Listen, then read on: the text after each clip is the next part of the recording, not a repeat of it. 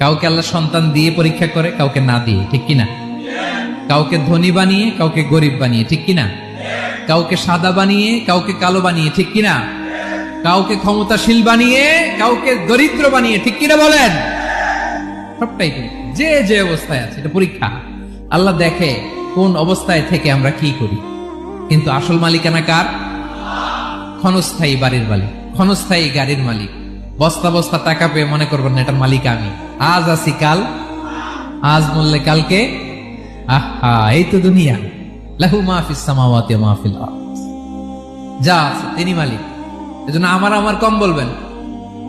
আমার আমার সব আমার, সব আমি খামো, এরকম আছে না? নাই, বলা যাবে না। আমরা আসল মালিক না। এই কিছুদিনের জন্য আছি মুসাফিরি জিন্দিগি, সফরময় জিন্দিগি। আজ আছি কাল নাই, চলে যাব। থাকতে আসি নাই, তাই না?